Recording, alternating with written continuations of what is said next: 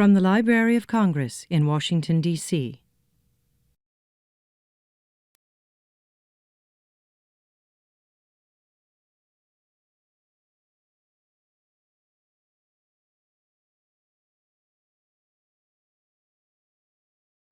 Good morning, everyone. I want to welcome you to today's Topics in Preservation series talk by Elham Bakhtary, Tracking the Provenance of Printing in Afghanistan.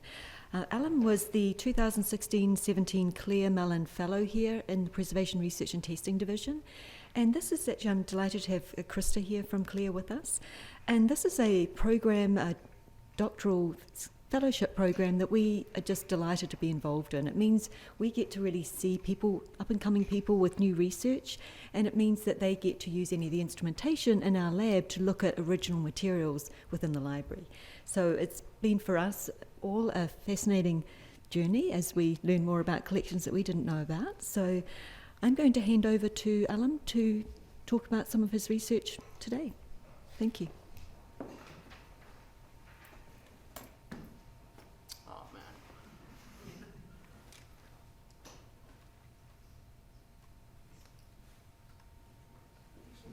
Yeah, sorry about that. I just want to give some brief acknowledgements. I want to thank the Council on Library and Information Resources for making all of this possible and giving me the opportunity to work with the Preservation Research and Testing Division of the Library of Congress. And I want to extend a warm thank you to everyone in PRTD. Not every single member of PRTD worked on this project, but everyone offered their assistance. And so I want to give a special thank you to Fenella for approving and overseeing this project. Also to Amanda Jones, Megan Wilson, and Chris Bolser for being with me every step of the way in this project. And also to Yasmin Khan in Conservation for giving constant advice, and also Stephanie Stillo as well from the Rosenwald Collection for being a great advisor as well through some tough times and doubtful moments, but thank you for helping me get through this as well. And also just to recognize the Library of Congress as an incredible institution that helps with some of these challenging issues like the history of print in Afghanistan, which began in the reign of this fearsome-looking gentleman. This is Amir Sher Ali Khan. This came from an issue of a London paper called The Graphic in November of 1878. Immediately after the British invaded Afghanistan to dethrone Amir Sher Ali Khan, they feared that he was creating an alliance with the Russians and that the Russians in the future could potentially use Afghanistan as a base from which to attack British India. And so they invaded him and dethroned him in 1878. He died actually trying to escape to Russia in the process. When they invaded Afghanistan, the British shelled the Emir's fortress where the first printing press was housed. And the printing house caught on fire, and all of its materials were burned, and it was subsequently looted as well. So we actually have very, very few materials from this time period left. But thanks to the diligence of the Library of Congress, we have some of these materials available to us. And I know this doesn't look like a very long list, but this is actually a really large percentage of the materials that are known to exist from this time period. The first work, Hujjat al-Qawiyya dar Ibtal al-Aqaid Wahhabiyya Ghawiyya, means conclusive argument in validating the misleading Wahhabi creed. This was a heresiography targeting Wahhabis. Shams an-Nahar, Afghanistan's first newspaper, Shams an-Nahar meaning the morning sun. The library has two original issues of Shams an-Nahar, and Tufat al-Ulama, which means give to the ulama. Now, the first item, as the title suggests, is a heresiography condemning Wahhabis. The second two I would describe as mirrors for subjects, meaning that they instruct subjects, including the ulama, on how to behave as good Muslims. And in this talk, I will suggest that although the Mir's court initially used propaganda to attack the Wahhabis, it was the Wahhabis that inspired these latter forms of propaganda in both form and substance. And through my research with PRTD, I will also propose that the Emir of Kabul not only shared a common market of ideas with the Wahhabis, but also a common market of printing materials with them as well.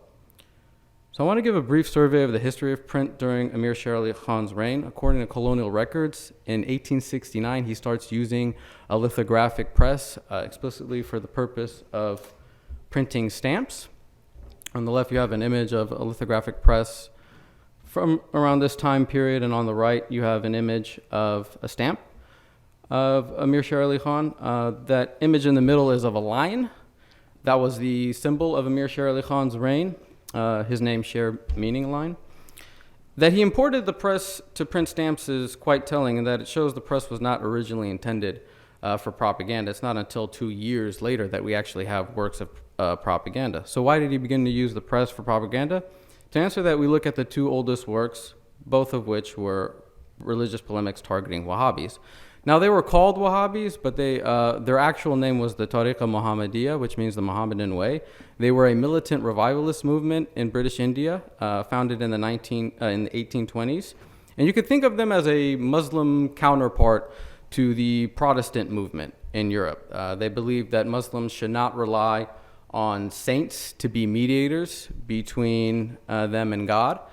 They believed Muslims should access holy scriptures themselves, read them for themselves and interpret it themselves. And like Protestants, they were enthusiastic about using print. If you think everyone should read the scriptures themselves, there needs to be a means by which they can get access.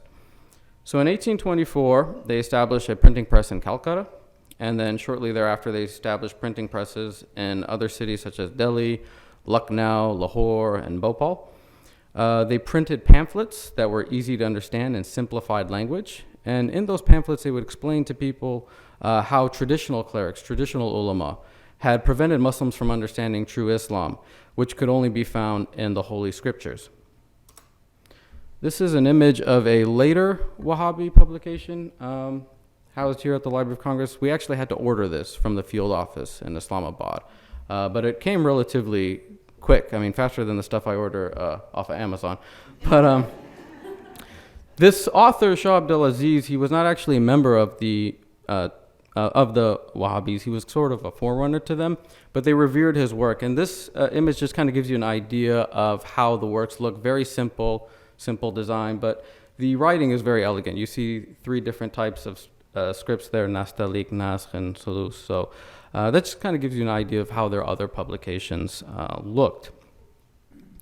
Now, in 1826, not too long after they established the printing press, the founders of the movement go to what is today the Punjab to fight the Sikhs, who had banned Muslims there from certain practices like the public declaration of prayer and also the consumption of beef. And at first the Wahhabis were welcomed by the locals, but then they started to have conversations with them about religion and found that their ideas were very unorthodox and very untraditional. And one of those individuals was the Akhund of Swat. This is his tomb, which is frequented today by many pilgrims. The Akhund of Swat was an illiterate, saintly figure who had hundreds of thousands of followers in India and Afghanistan. He was so influential that the British referred to him as a pope.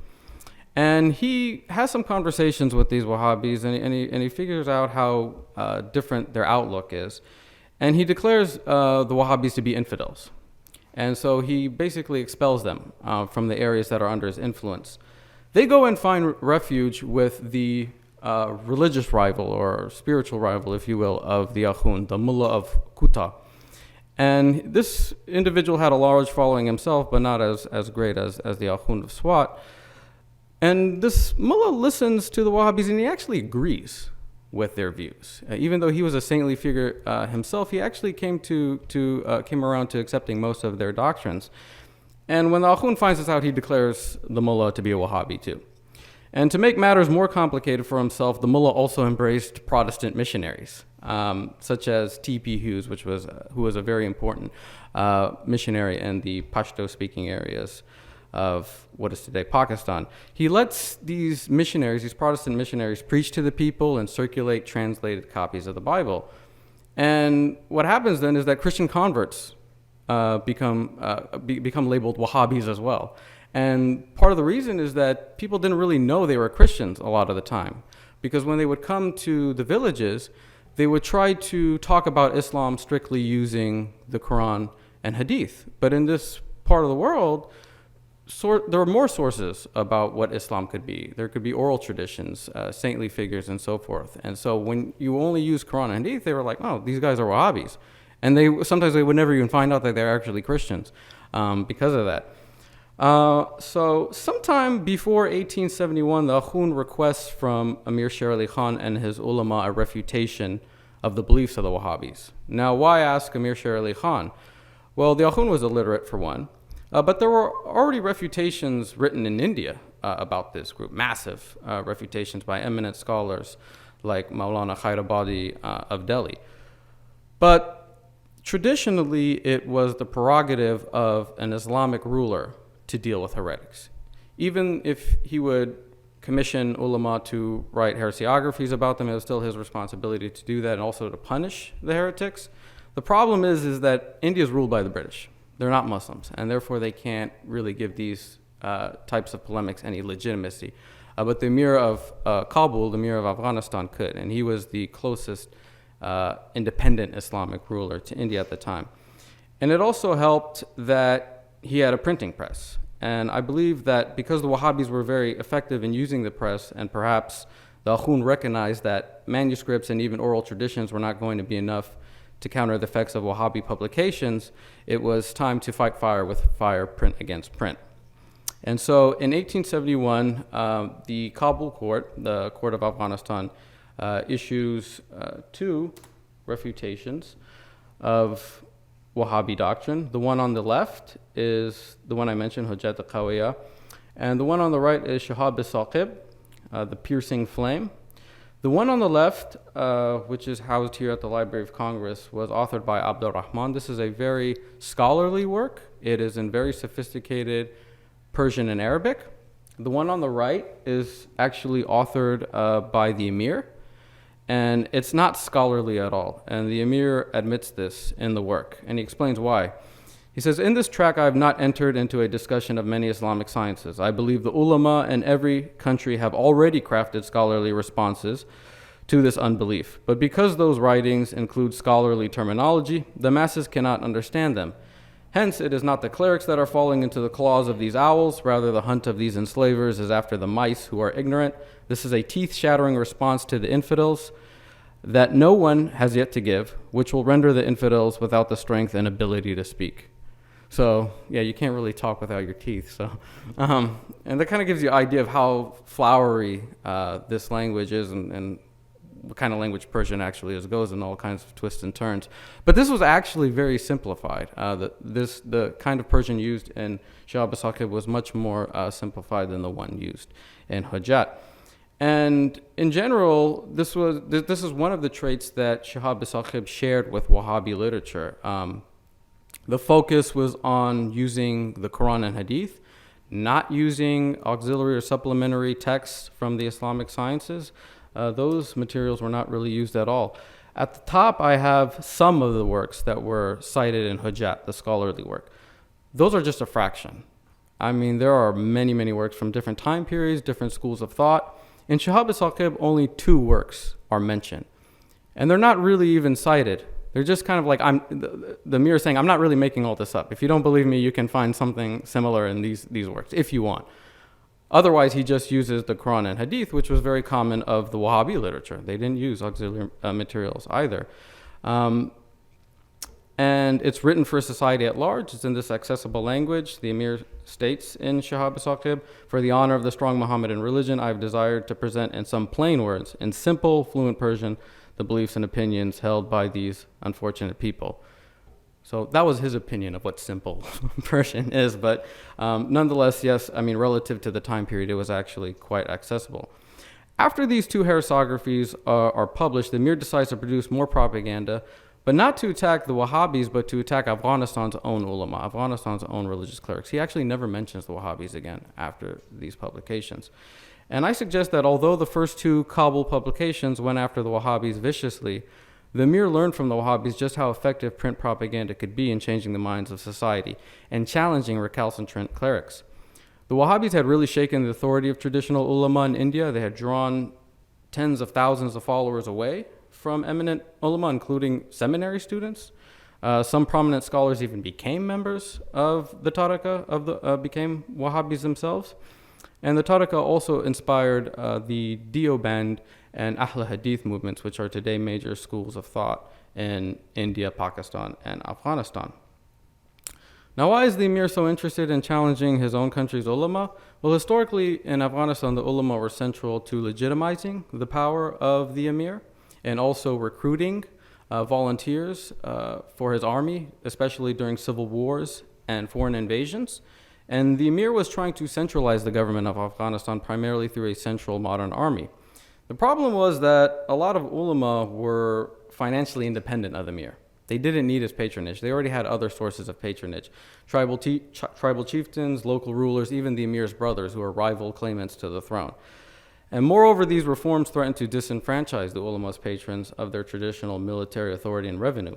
Historically, these chieftains and local rulers provided military levies to the emir in exchange for revenue and autonomy, but the emir was looking to circumvent them and reduce them to pensionaries, to state pensionaries.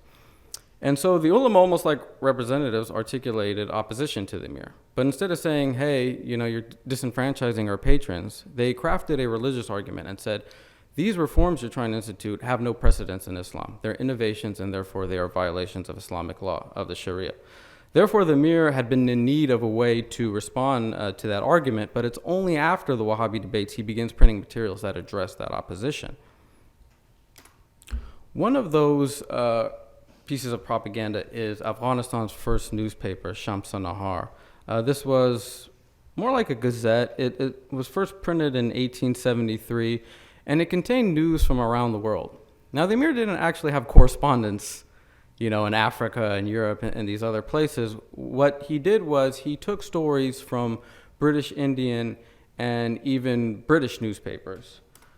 And he would have those. This is a table just kind of giving you an idea of some of the newspapers used. There were many other newspapers used, but you can see they're from all over South Asia: Karachi, Lahore, Bombay, Calcutta, very distant parts, and in different languages as well. Persian, Urdu, and English were the main ones. He had a translation bureau. They would translate these materials into Persian if they weren't already into Persian.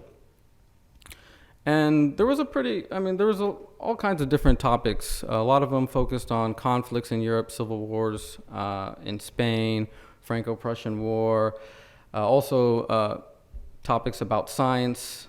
But the most important pieces in Shams-e-Nahar for my research were these think pieces that could be reflections on news items, or they were printed speeches of the emir or his chief secretary, and sometimes they were even original articles. And all of these think pieces had a common argument that the emir's subjects needed to take the example of other countries and pursue knowledge and show loyalty to their ruler, to the emir. And they also voiced opposition to the clerics that opposed the emir's reforms.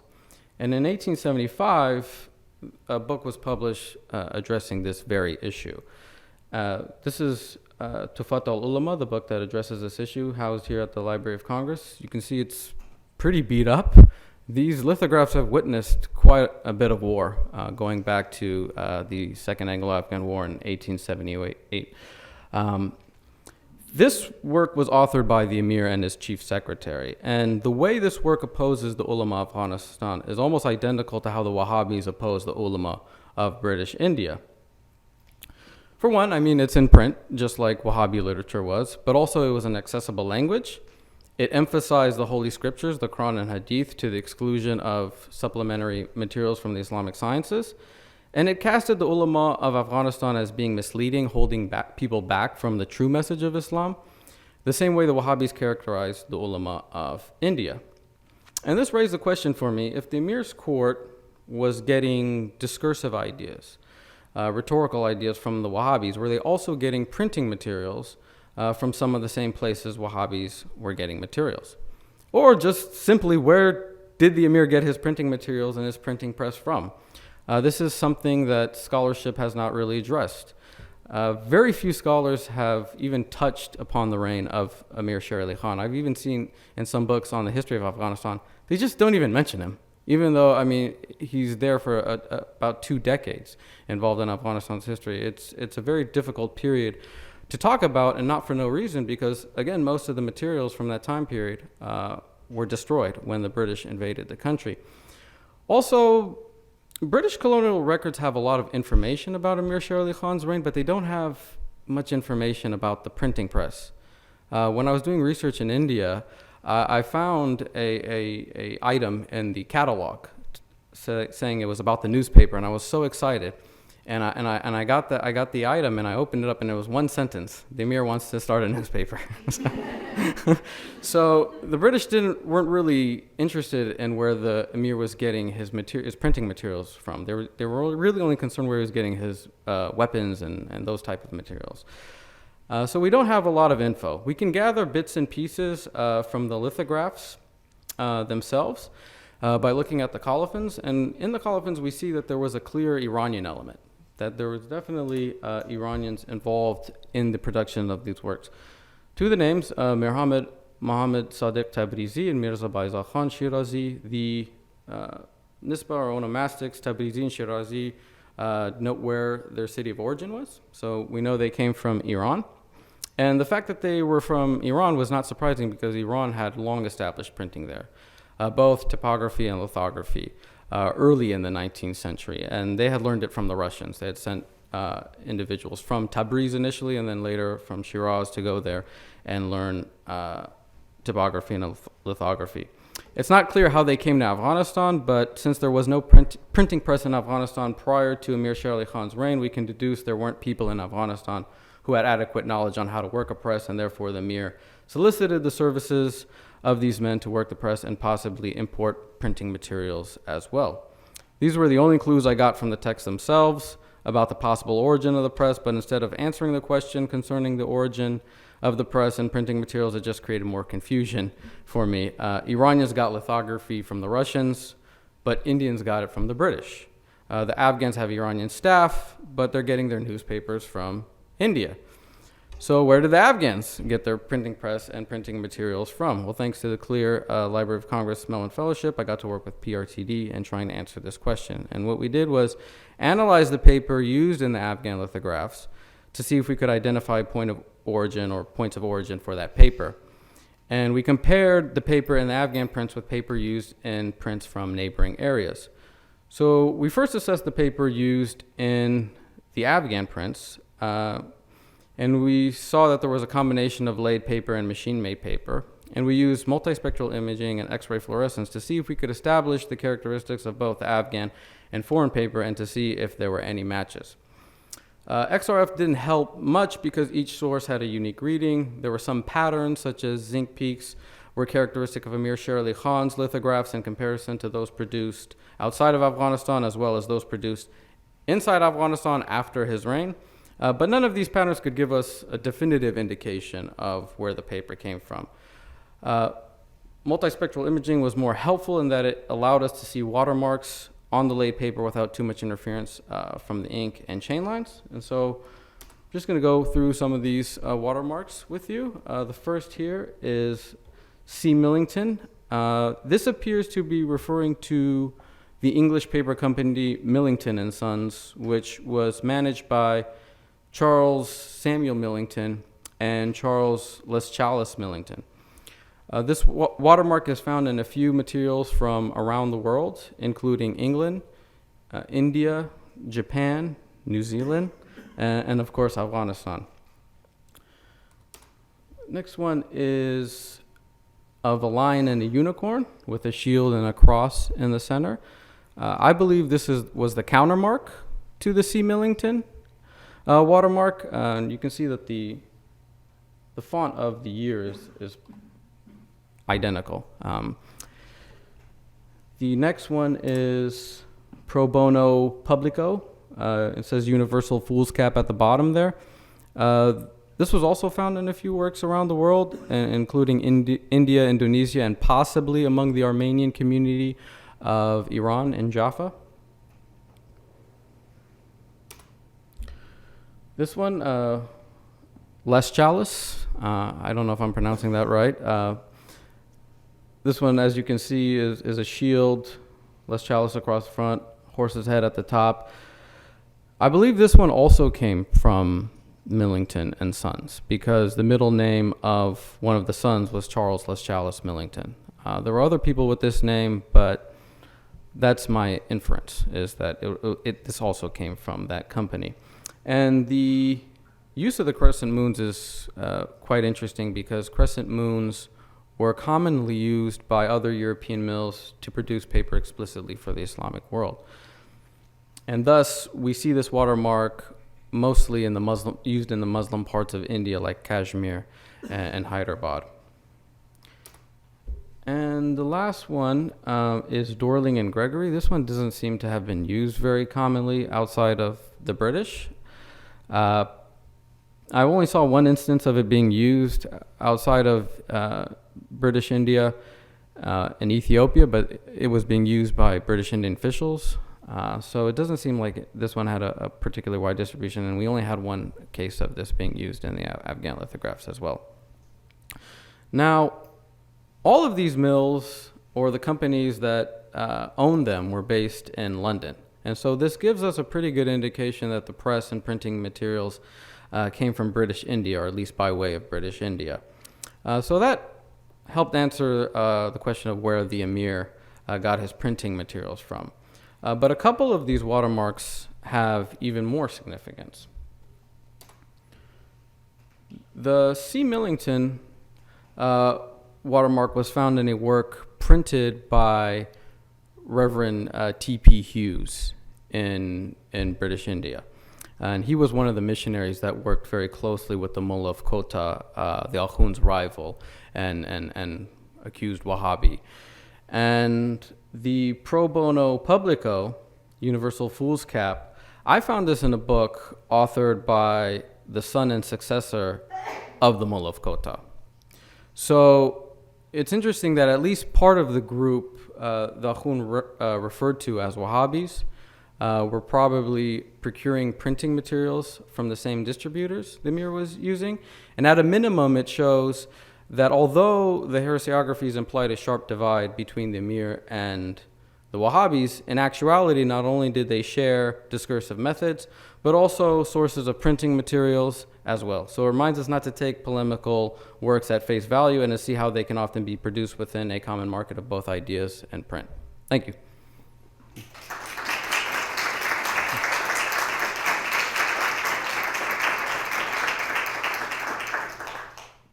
Has anyone, okay, so the question is there any research existing, scholarship on the importation of materials originating in Britain to India? Paper specifically. So it's interesting, I mean, there were newspapers printed in the 19th century just about paper, and they would discuss the mills of England. That's where I got the information about these watermarks from, mostly. And they would talk about how much the rates were and where they were landing in British India. But at that point, the trail kind of gets lost. We don't really know what happens with the paper itself, who it was sold to specifically. There's also the issue of paper being produced in India itself, especially starting in 1870.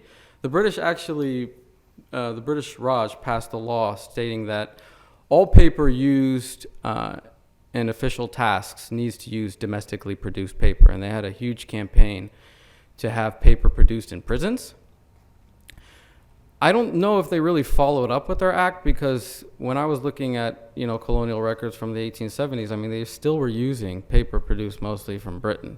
So I'm not sure how far that went, but based on those newspapers that were produced in the 19th century, there's not a very strong indication of what happened to the paper once it got to India, right? It was mostly just tracking the rates and how much they sold for.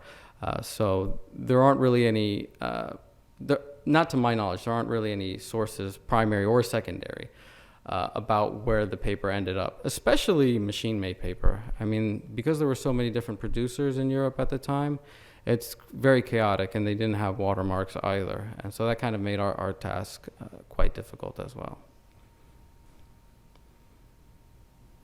Does the design of the polemical lithographs, is that sort of specific to a manuscript tradition, or was it sort of reaching out to something that was familiar in terms of sort of a visual cue or culture? I would say it was mostly in line with the manuscript tradition. It's interesting, though. Yeah, I would say it was mostly in line. Like, there's things that there are changes that don't take place yet. I mean, because I've thought about this. So you don't really see punctuation marks yet. And this is one of the reasons why lithography was so popular in the Islamic world, is that because it wouldn't be so different from the manuscript tradition. People would be able to keep their jobs as calligraphers and scribes and what have you. What's interesting, though, about this one is the Hujjat on the left is that it doesn't use a colophon, and I still don't know why. It just has an imprint on the front, whereas Shihab al-Saqib does. Another interesting thing is, this is not exactly related to your question, but I'll just bring it up since we're talking about the colophons and everything. The editor for the one on the left, for the scholarly one, his last name was Shirazi, which would have been a good indication that he was Shia from Iran. And this author is Sunni.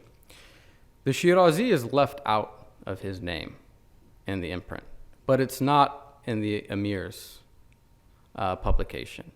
And so it kind of highlights perhaps the different mentality that the Emir, mentalities the Emir had, or different mentality the Emir had in contrast to his own ulama at the time. Yeah. And this individual, Mullah Abd al-Rahman Khan, he did not author anything else besides this. So Tafat al-Ulama, which criticized the ulama, he had nothing to do with that. And he probably was not very fond of it either. Yeah, yeah.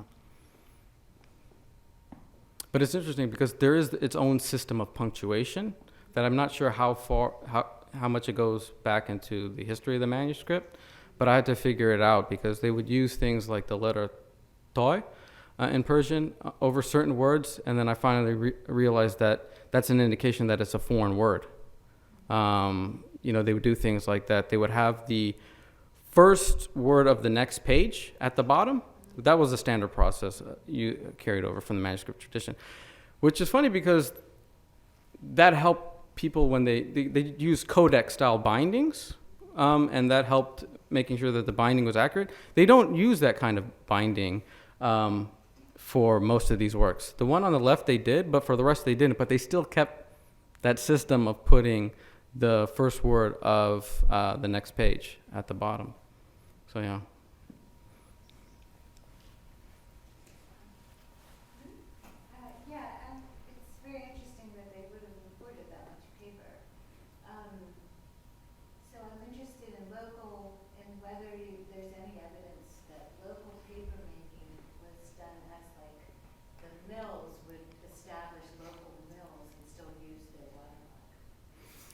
Yeah. So the question is, did any of these mills based in London or any of these companies have mills set up in other locations in South Asia where they could produce this paper with the same watermarks? I think it's a possibility. Based on my research, I was not given any indication of that, but there were a few mills. I think India at the time in 1870 only had something like 5 mills, and I don't have much information about those mills. And it seems like they were making machine-made paper as well, not the laid paper with watermarks. But it's possible. I wouldn't rule it out. There's also there was paper being made in Iran as well, but it's so confusing because in a country like Iran, they are making their own paper, but they're still importing the majority of their paper. And they're importing it from places like Russia and British India. And so in a particular work, you don't even actually really know where the paper came from. Was this Iranian paper? Was this British Indian paper? Was this Russian paper? Again, once the paper arrives, it's like it's just lost as to where the origins were and so forth. So it's just kind of hard to kind of figure out all these things. I wouldn't rule that out, though. I wouldn't rule that out. I think that still is a possibility. We would just need more research in that respects. But because the watermarks, they were not altered at all, like, they would still say London or what have you, that to me that suggests that they had actually come from British India, produced in Britain and imported to British India, but we still have to keep that possibility open as well. Yeah. My observation then, that was made in prisons, shows that they didn't use watermarks, and the method of making paper was sort of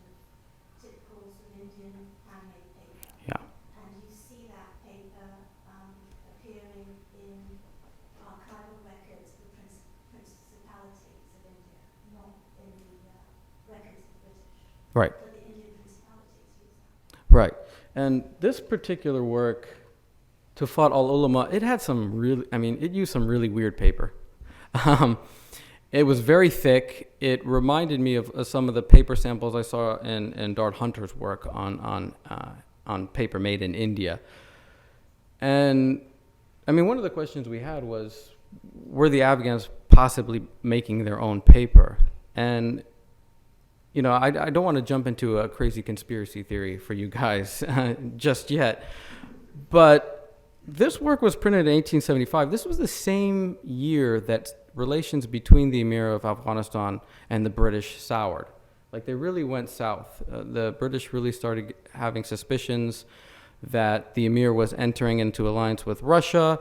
The Emir starts talking a lot about jihad, and the British are afraid that he's trying to, prepare his own people for a possible war with the British.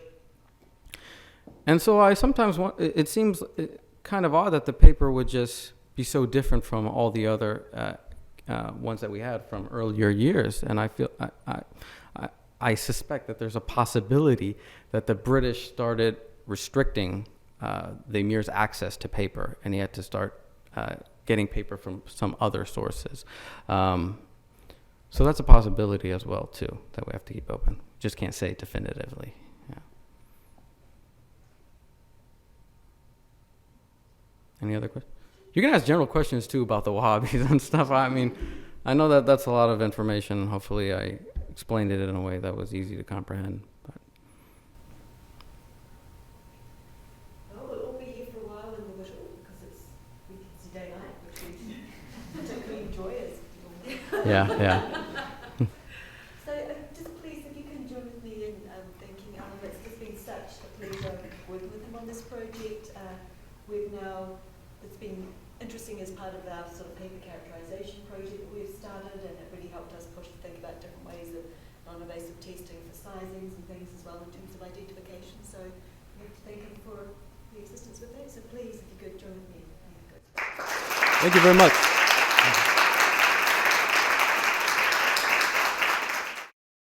This has been a presentation of the Library of Congress. Visit us at loc.gov.